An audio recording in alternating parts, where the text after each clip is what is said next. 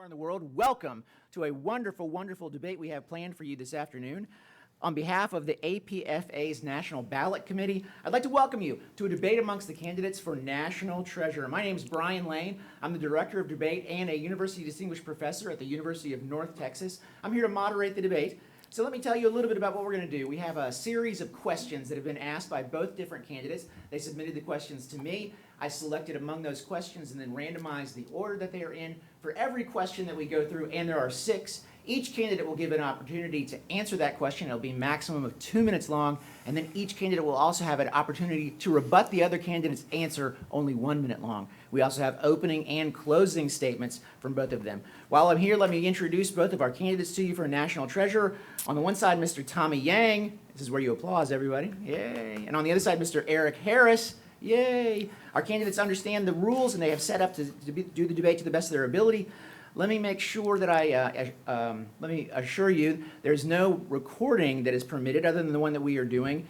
If there's anybody that's recording, please leave. All of our attendants in the room, please make sure all of your devices are turned off. And I will remind you that members of the audience will maintain a professional decorum, which means no heckling or disturbance of anything during the debates. Let's start it off with opening remarks. We have performed a coin toss before the debate, and we are starting with Mr. Yang. Mr. Yang, your opening comments. Good day. Thank you, Mr. Lane, for being here. Now, as the underdog of this election, my focus is to the dues department and the membership. Now, additionally, I will work with and encourage the board of directors and our other national officers to work digitally and to be more accountable to the membership monies and dues. We need to make sure that our hard-earned monies are well spent, well allocated to fight for the right cause. So we can fight for the better life and the better quality of life for all of us. Now, we need leaders to lead by example. Leaders are not out of touch like the current 4 sitting here. I am a flight attendant first. In all this year, I've always believed in our workforce. I believe in our workforce because we have the most diverse, the most experienced workforce in the United States of America. And we do need to be able to work together as a group. We have people from all over different backgrounds that can bring a lot to this table. Vote for a change. Please help us bring this union back to its rightful owners, you. Some of you believe that I lack union experience. On the contrary, we all have union experience because, on every trip that we work together, we are able to educate each other, teach each other about the work rules of this contract, and about how we can improve this contract. Out on the line, we are the true testament of real union work. And we do understand the consequences of this contract, on this upcoming contract more than anyone, because we understand the real deal. Let's take a stock of where we stand in this negotiation. All of us who are running against the current administration know the real deal, know the real world, because we've been there. With that in mind, we will continue to work on this contract by bringing in fresh ideas. We will not stall this conversation, we will not stall this negotiation, but bring it to an end where all members feel included and to our eventual success. We need to change the narrative of transparency. It is not transparency or transparent when the negotiation has been talked behind the membership before it is put back to us. With that being said, I believe there's a change there's need to be a change in this union. Thank you, Mr. Yang. Let's turn to our opening comments from our other candidate, Mr. Harris, please. Thank you, Brian, the National Ballot Committee, and you, the APFA membership. When I took office in 2020, our union finances were in shambles. With the rampant overspending that occurred the years prior, we faced a harsh reality of possibly losing our union on the heels of a global pandemic. We had 23% or over 6,000 of our members in arrears, totaling $2.1 million, because prior administrations did nothing to ensure we are all paying our dues. Our systems were antiquated, inefficient, and ineffective. Today, our union is stronger than ever. We have reduced overall headquarters spending by 23% just in our first year, and instead responsibly utilized your hard-earned dues money to whom it was intended, you, the membership. I've worked with your base presidents to develop a payment arrangement program that many of our members have taken advantage of to get caught up on their dues and get back into good standing. Because of those efforts, 92% of our members are in good standing, and our arrears balance is now just over $900,000. As treasurer, I believe all members have the right to see the financial documents, yet the prior administrations refused to allow members to see those underlying financial records. The membership works hard for our dues dollars, and every cent must be accounted for. My opponent has a new slate that includes some of the foremost supporters and defenders of corruption within the APFA. Indeed, not someone you want handling your dues dollars. National Treasurer is not an entry-level position. Before taking office as National Treasurer, I held several positions in many departments within our union and 2 terms as a member of the National Budget Committee. In my recent position, I served as a National Contract Chair, overseeing the JCBA's administration and insurance compliance and proper implementation during FOI. Meanwhile, my opponent has virtually no union experience and nothing that will qualify him to administer millions of dollars in union dues.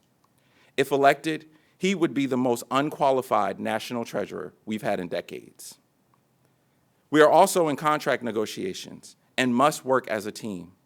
To hold national office, you must be willing to look beyond your own narrow interest and work to unite all flight attendants. The choice is obvious. I have the experience, the education, and the proven record to care for our union. I am the only choice to ensure we remain strong, fiscally responsible, and transparent to lead us and the profession into the next generation. Thank you. Thank you, Mr. Harris. All right, candidates, let's proceed to our questions. As I said before, these have been submitted from both campaigns. I selected among those. I'll read the question, and then I'll give first candidate an opportunity to answer. They'll have 2 minutes. Then the other candidate will have the opportunity to answer the same question. Then we'll have an opportunity for you to rebut that candidate's answer, and the same for the other side. So basically, there'll be 4 short speeches for every question that I ask. Our first question is going to be fielded by Mr. Yang to begin with. Here's the question. How do you intend to ensure that APFA's funds are allocated responsibly? I'll repeat. How do you intend to ensure that the APFA's funds are allocated responsibly? Mr. Yang?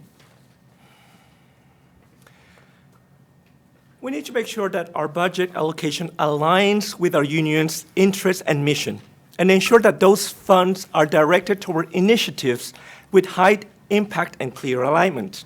We need to engage with the membership and conduct need assessments to inform the membership. We need to implement robust implementation, performance, and evaluation mechanism to track the impact of such budget allocation. We need to maintain ethical standards, compliance regulation, and industry best leading in financial management. Now, you and the Hedrick administration decided not to allocate funds that are important to the membership. How so? Let me talk about the staffing level of the 777, 787-9, and the 321. The staffing level was reduced to COVID. COVID is long gone. Don't we agree? But where are those positions? Long gone too. Saving money for the company. Okay, that sounds really good.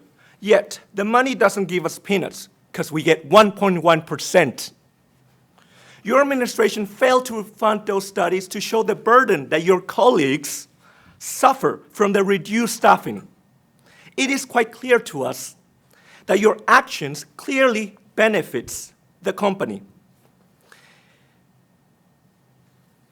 We suffered through this increased workload while you and your administration enjoy an easy life funded by our hard-earned dues. And that's not all the funds that you decided not to allocate for studies? How about that, Erik? Thank you. I'll direct the other questions. Thank you very much. Thank you, Mr. Yang. Same question, Mr. Harris. Thank you, Brian. APFA has detailed policies and procedures regarding our finances. A key role of the National Treasurer is to ensure we adhere to those policies and our dues dollars are spent for their intended purposes. The Treasurer has a responsibility to ensure the assets of the union are appropriately accounted for and inventoried.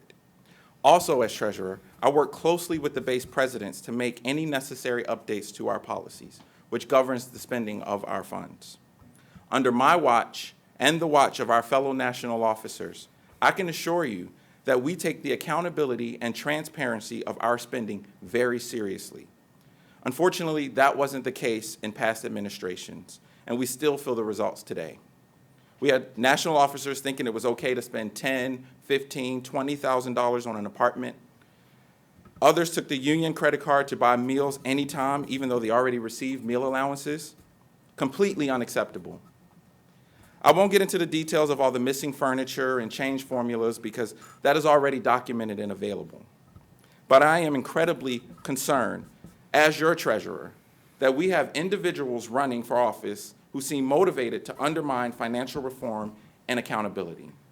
That would be a disaster for our union and for our membership. So I pledge to you, as long as I am national treasurer, that I will fight to ensure that every single penny of dues dollars is spent appropriately. We work hard for our union dues, and we take that very seriously. Thank you. Thank you, Mr. Harris. Now we've got an opportunity for each candidate to reply to those questions. We start with Mr. Yang. You can perform your rebuttal now. All right, you mentioned that there's a lot of transparency in your administration, that you have modernized all of those, but yet the membership don't understand that. The membership cannot find those information that you have claimed to have modernized. It is the same type of information that we have seen all these years along. And how about the lost files that you lost under your watch? And you said that it was for basically petty cash numbers. And also, you also mentioned that the previous administration used to abuse the perks of our financial dues, the perks of what every national are supposed to get. Are you saying that you're not getting the $3,000 each month to cover for your expenses, especially our rent money? Thank you, Mr. Yang. Rebuttal, Mr. Harris? That was a lot, but I will address that the financials are open to all members to come and see. Tommy is a member and has not taken an opportunity to come down and view the financials and get any facts before bringing any of this to me. As National Treasurer, I would like to know if that's how you're going to operate. Are you just going to believe rumors and not facts? The APFA, again, has a policy manual and a constitution that we follow, and with those, we adhere to. All right, thank you. Gentlemen, that's our first question. We're going to proceed to the second question now. This time we will start with Mr. Harris. Here's the question that we have. The APFA has not received a dues increase since 2002. How will you ensure that services and representation for the membership stay the same with our resources being limited? I'll repeat. There's not been a dues increase since 2002. How will you ensure services and representation for the membership stay the same with our resources being limited? This time we start with Mr. Harris. I have a proven track record of prudently managing our finances. When I took office, APFA's finances were, frankly, in shambles. We had a drastic drop in dues income due to COVID. Our reserves were depleted due to prior overspending, and our outdated processes had us bleeding money. My experience allowed me to immediately step in and work with our other national officers and the base presidents to restructure and reduce the budget to operate within our means. It wasn't easy, but you have to have the knowledge and the relationships that I possess to have those difficult conversations with our base presidents and the rest of our leadership and still produce a fair and balanced budget.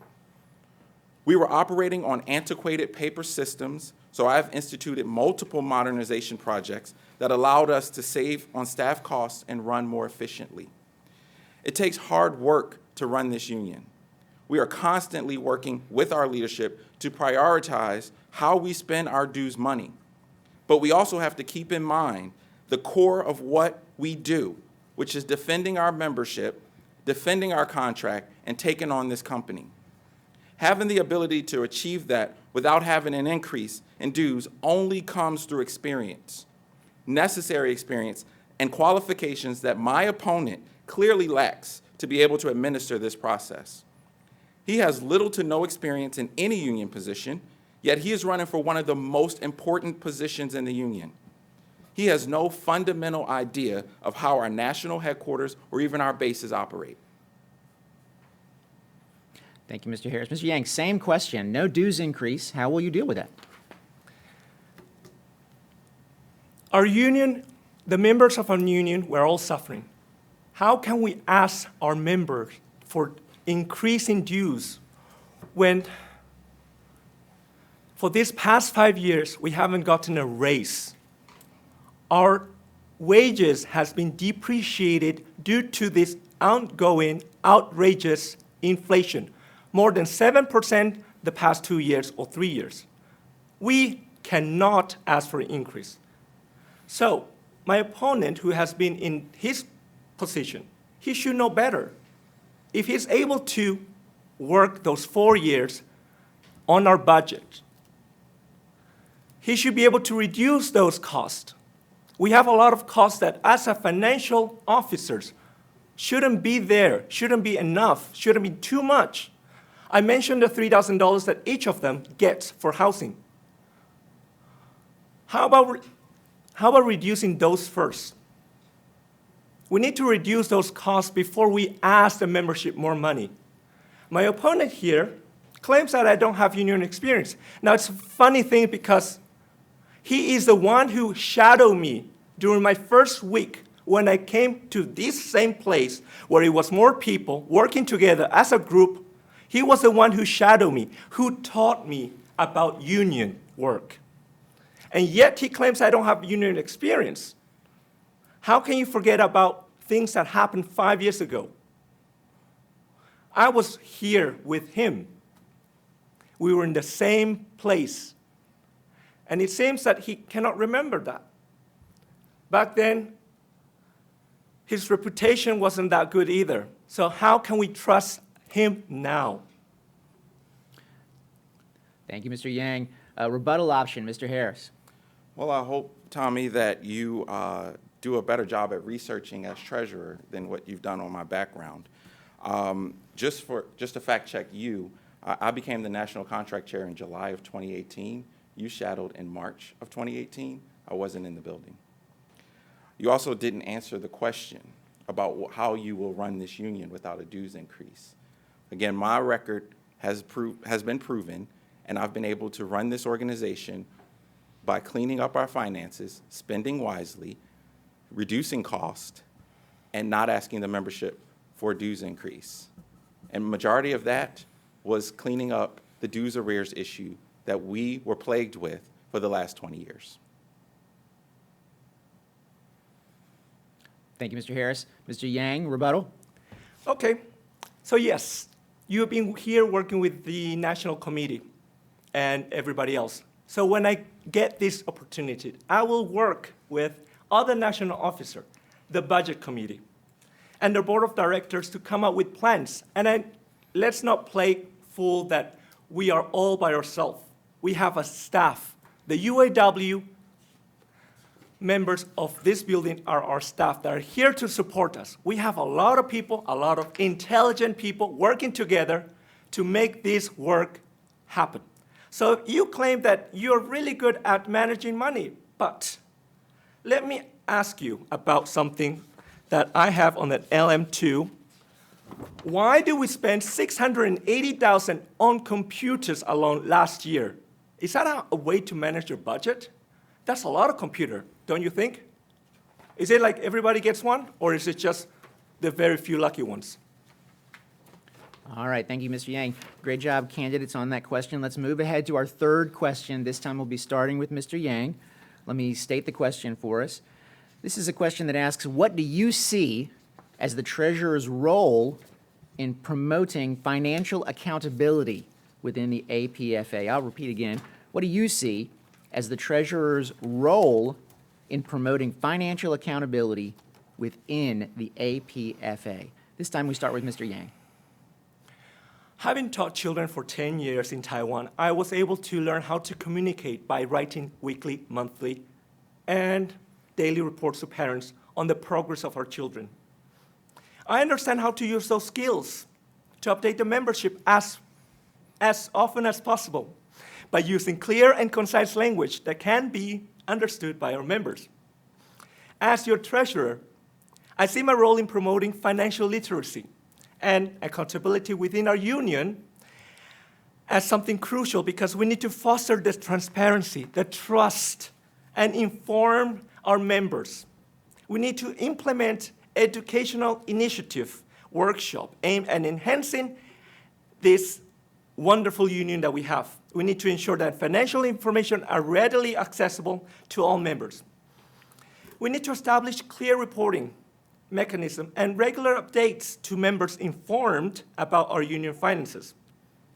By championing financial literacy and accountability, I aim to empower the member to actively engage with ourselves, engage with financial matters, contribute to informed decision-making, and cultivate that culture of financial responsibility. Like I mentioned before that you lost some documents and then you said that it was just petty cash. I mean, maybe those documents were able to strike. I guess lucky for them.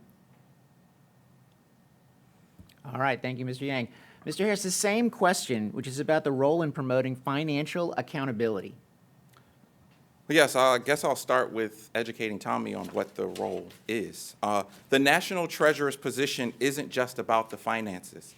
I'm responsible for running the business of this union, overseeing many departments like the IT department, dues, membership, office operation, data, and managing all of the staff of the APFA. You have to be a leader.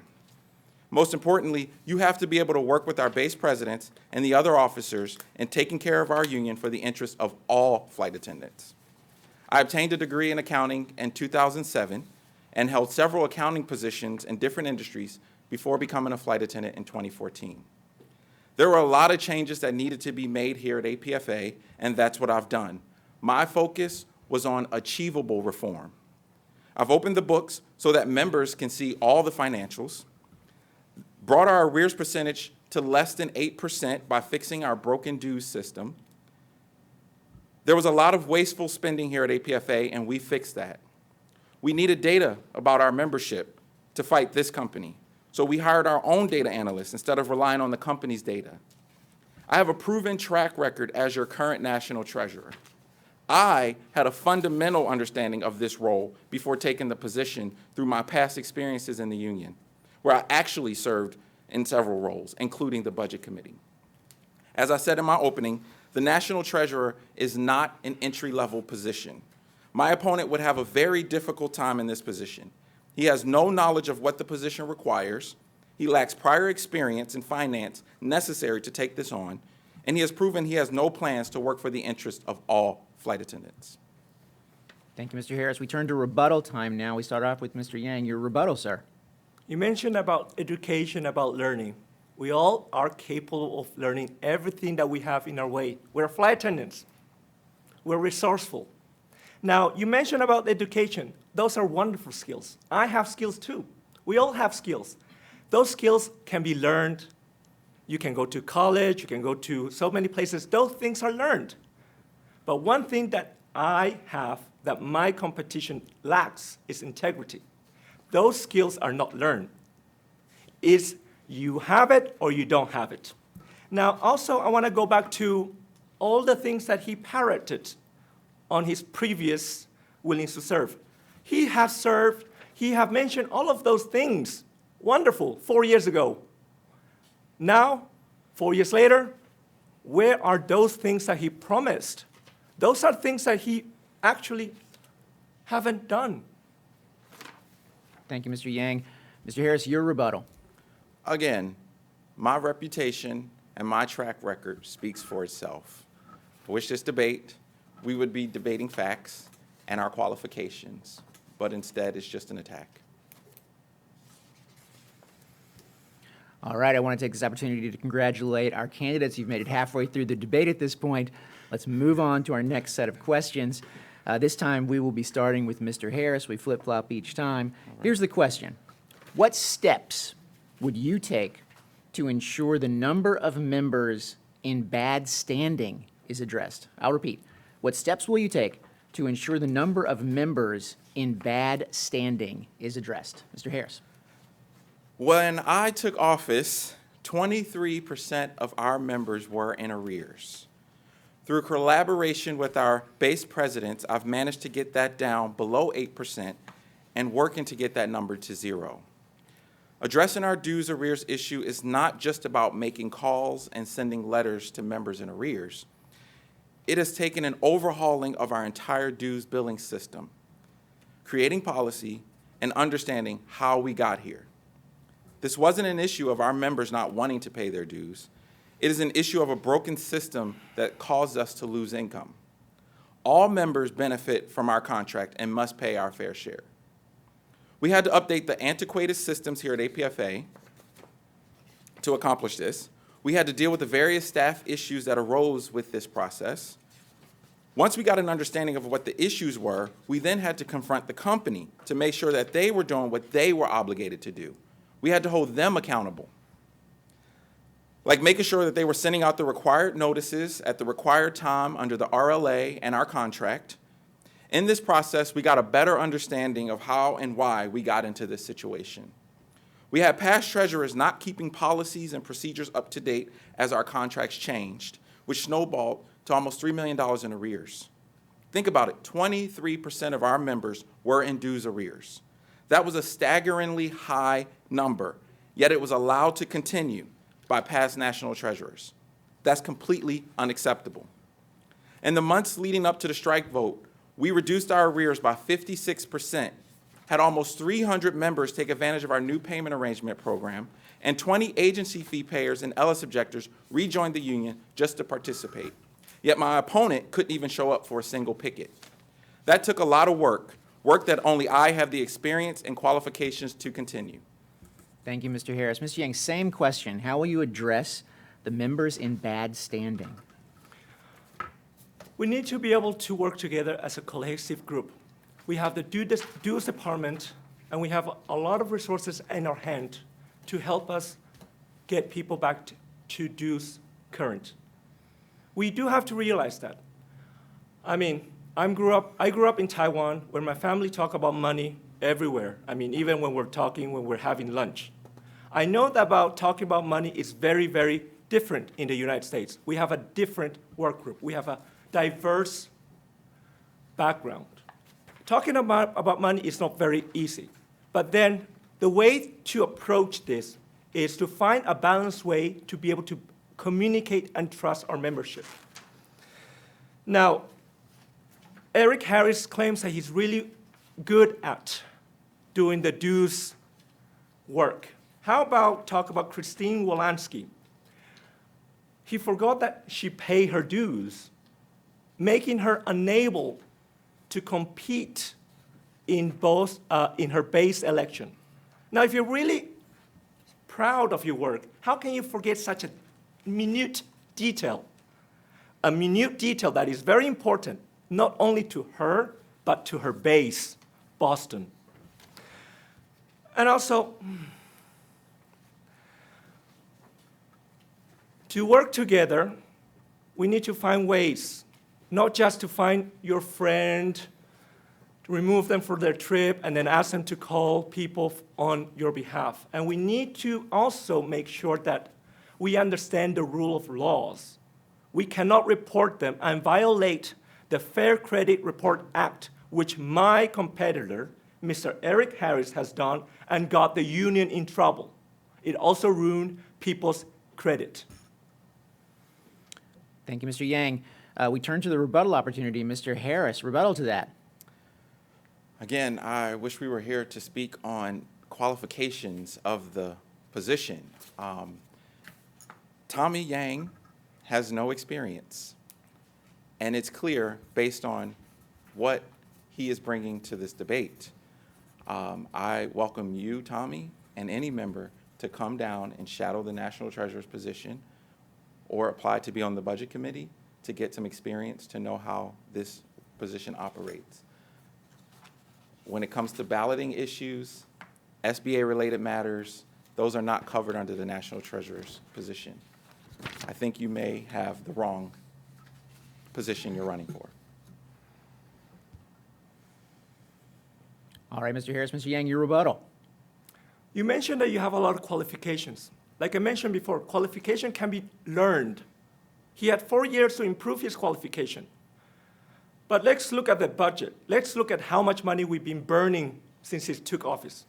And also let me remind you that from 2019 to 2020, there was an increase in $5 million in our union account.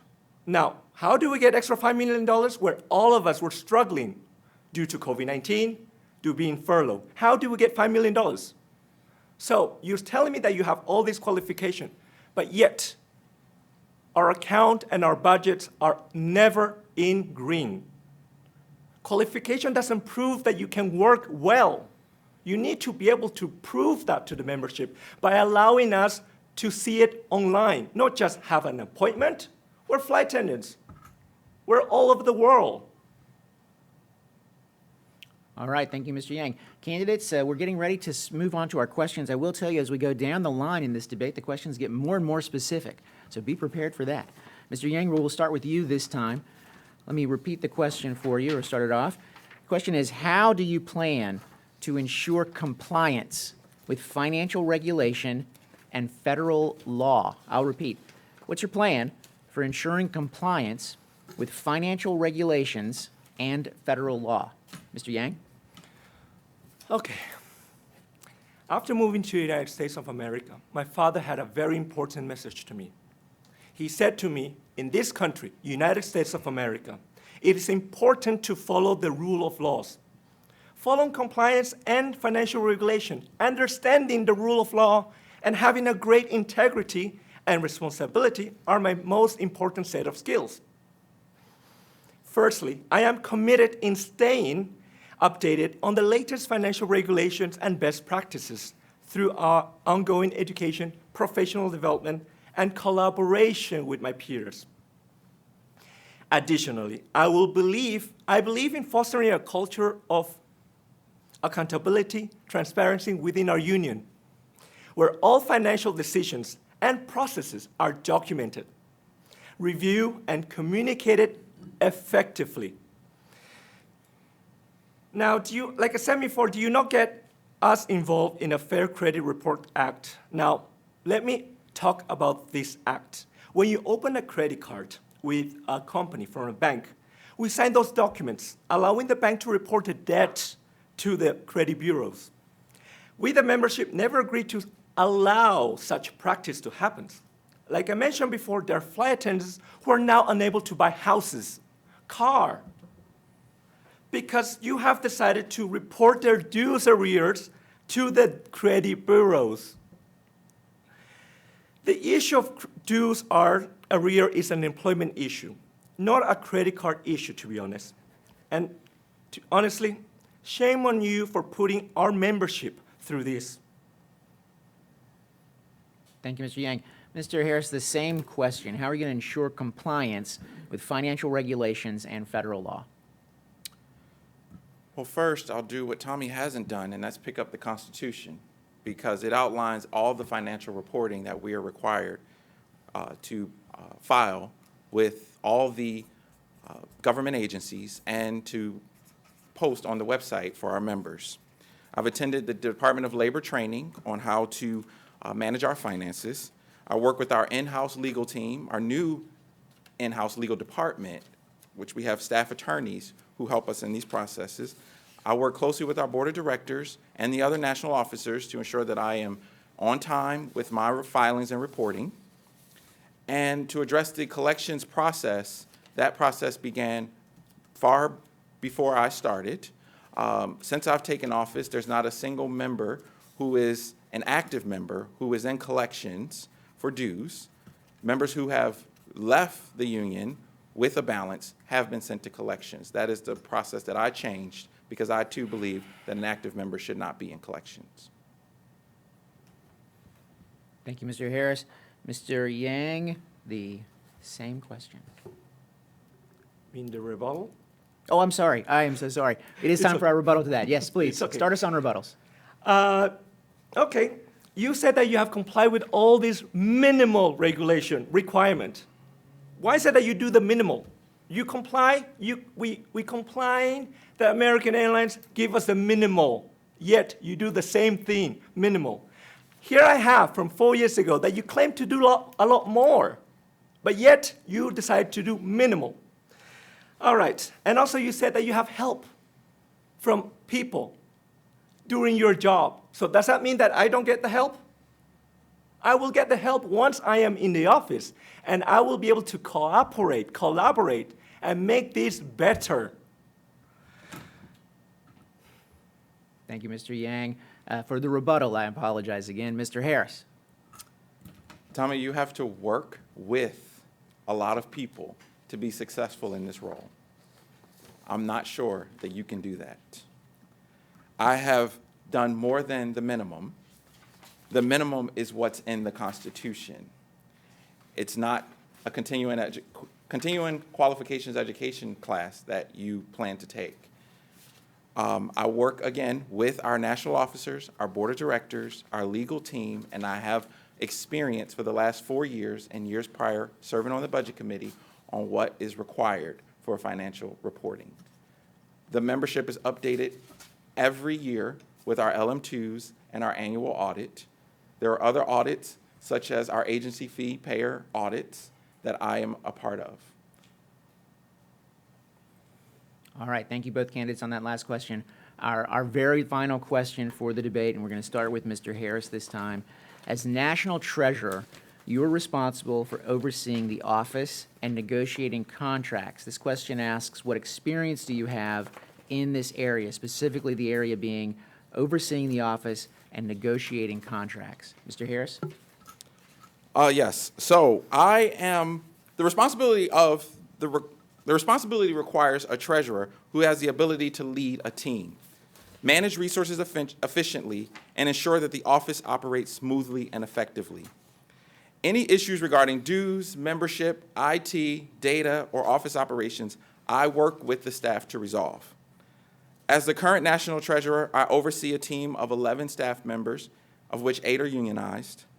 We have a staff contract negotiations coming up this year, and my department is key in those negotiations.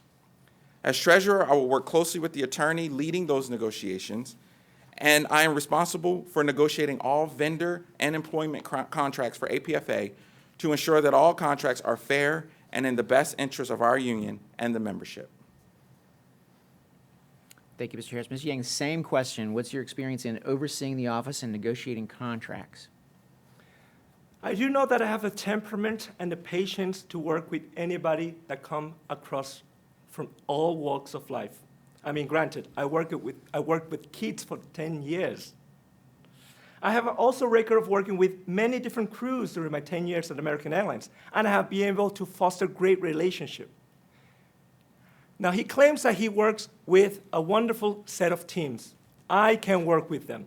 I don't have a history of being disruptive, or I don't have a history of being escorted out of our building or being dismissed twice by 2 administrations. I can work with the team, and I can work with anybody else because, let's face it, the voter has my back. The voters voted me in. That's why I'm here in this debate. So by employing these strategies, I aim to ensure that all members are well informed without negotiation. Now, I want something to touch. And you mentioned that you have all this experience about union work and about the way that you can handle this negotiation. The president is the one who is going to talk about negotiation. The vice president is the one who should be fighting for all of our grievances. The treasurer has a staff. We work with the staff at headquarters, and we should be able to work as a team, something that my opponent seems to be lacking. Thank you, Mr. Yang. Mr. Harris, your final rebuttal. I guess it appears that the strategy is just to attack another member and not actually do something. Just to fact check you, I've never been dismissed. I was also speaking of our staff negotiations, not negotiations with American Airlines. You're also drudging up battles from years ago when a national officer called the police on a black member. We aren't going to get into that again. Our members overwhelmingly rejected those actions of racism in the past. You should be ashamed of yourself to bring this forward on this platform today. Thank you, Mr. Harris. Mr. Yang, your final rebuttal. Your administration says that you can work together as a team, that you can unify us, that you can make us a better group of flight attendants. Yet, do you think that union officers should be shielded from attendance policy that your administration agree with American Airlines? How can you allow such a thing to happen? How about the AA drug policy, the drug test policy that all of us members are needed to perform? Are you telling me that you are all above the law? I mean, you claim that you want to work for us with the membership. Can you tell us why is that happening? Why is it that you guys can accumulate sick time where the rest of us, we have to call in sick and burn our sick time? That is a very unifying message. Thank you, Mr. Yang. Mr. Harris, your final rebuttal. We are at a critical time within our industry, and the future of our profession is at stake. We are at war with this company. The choice is clear and critical. Your vote for a strong, transparent, and progressive union is more than just a vote. It's a statement of our collective strength and vision. We need our union stable, free of corruption, and transparent. The odds were stacked against us walking into office in 2020. We were pretty much bankrupt, dealing with the pandemic. We had no membership engagement, and no one in the labor movement knew who we were. Because of the four of us working together with your base presidents, we are now more financially stable and fiscally responsible than ever. My record speaks for itself. Transparency in our finances, ensuring we are all paying our dues, modernizing our procedures, and getting our finances back in order. I ask for your vote, but also to vote for my fellow national officers. Julie made sure we kept our jobs without giving up concessions in our contract and leading our fight for an industry-leading contract. Larry has streamlined the grievance process, allowing our grievances to be heard expeditiously, and has fought to reach settlements that benefit flight attendants. Josh has proven his ability to ensure our membership is engaged, unified, and organized, highlighted by a 99.47% yes vote in our strike authorization vote. This monumental vote has echoed across the labor movement, rallying support from millions of workers and sending a clear message to American Airlines management that we stand united and strong in our fight for a fair contract. The question today is, does Tommy Yang have the experience and understanding to oversee the finances and operations of our union? We cannot afford to have an inexperienced national treasurer at a time when we need all of our resources to fight this company. We have built a fighting union. A vote for Julie Hedrick, Larry Salas, Josh Black, and Erik Harris will ensure that we can continue moving this union forward and win in our fight against American Airlines management. To learn more about our administration, visit our campaign website at www.yourunion2024.org. Thank you. Thank you very much. Mr. Yang, your closing comments for the debate. Thank you, everyone, for listening to my accent. Hopefully by now you should be able to speak 3 of my languages. We all know the American Airlines, they love to operate behind their cubicles. They never leave those set cubicles. Our management also never leave our headquarters. I have been in the trenches for more than 10 years, working for American Airlines as both line and reserve flight attendant. In this time, I have gained so much wisdom, so much knowledge, so much experience from working with fellow workers of all seniorities. And with their experience that I have for 10 years, that will help me in this office that I'm seeking today. I understand what the membership wants. And I know how we have all suffered from this current contract and all the concessions that this company has taken from us with the help of this current administration. My experience is in the real world, from outside of the wall of APFA. I know how well, how hard, and I know them well because I know when we all work during those flights, those delayed flights, where passengers are stressed about their connection. You know, as a flight attendant, I want answers too. I want answers from this current administration to show us the real world experience. Do they know how hard it was for us to work during the pandemic? The fear of losing our job, the fear that seeing how our beloved industry almost collapsed? How we went from respected first responders to the face that people will try to punch because we were just trying to do the best job possible. I have decided to run, yes, because I'm tired of being ignored by American Airlines. I'm tired of being ignored by this current administration because they don't seem to understand the suffering that the membership actually feels. Because of my experiences in the trenches, I know that I am able to use that in this office. I stand here proud of my union brothers and sisters. I say here proud to say that my union, our union, is not for sale. I have no obligation to this company. This company has an obligation to all of us. We were the ones that were actually fighting outside in the battles, on the trenches, to save this company, for the survival of American Airlines. I would like to thank the membership and my team for helping me through this. Without them, I wouldn't be here to represent the voices. Ladies and gentlemen, you have been watching a runoff debate for the candidates for National Treasurer for the APFA. I want to thank the candidates for doing a fantastic job with all of the questions. Excellent job, gentlemen. Really, really well done. Also, my thanks to the National Ballot Committee for putting this organization together. Ladies and gentlemen, if you're watching this wherever you are, it's your time now. You've got to vote. You have the opportunity. You have the responsibility. And there are important questions and important decisions for you all to make. Best of luck as we head into this next election season. Thank you very much for watching. Thank you.